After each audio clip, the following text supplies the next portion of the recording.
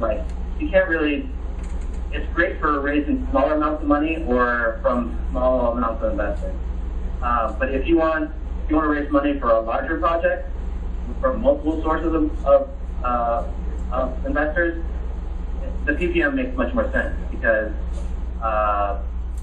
the way it's structured, you can, the way that the JV, you're going to have to make sure that you keep the money, like you're not commingling money, like you're investing in one specific project. For a PPM, you can, it's kind of like you're raising money into a general account and you get to invest it in however you structure your PPM, you get to invest it like however you want it, as long as you're like keeping track of the money. Because I mean, obviously you don't want to be committing fraud or being negligent with money. So there's a lot more restrictions on what the manager can do with a joint venture because you're following the contract law of the contract that you have with your investor. With the PPM, you're not necessarily doing that. But the PPM is very complicated with lots of laws, lots of restrictions. You need an attorney. You really should get an attorney to draft anything you need for a PPM because you don't want to get in trouble with the SEC.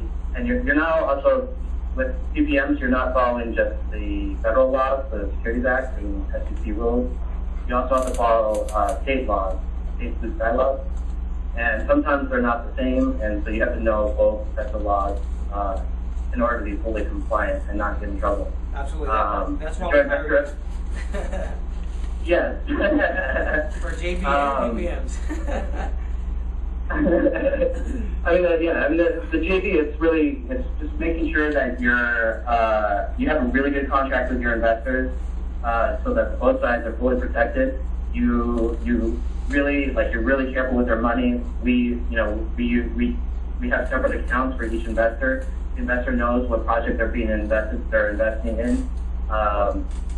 The investors in a joint venture will have more say over what happens. In a PPM, the investors are all passive, which is why there's so many more restrictions and that you have to be a lot more careful because the federal government and state government, they're trying to protect these investors from people who are trying to screw them. And if you take one securities class, you'll realize how many times people get screwed and how crazy some of these investment schemes get. And I mean, we all heard of Bernie Madoff, and that's all SEC.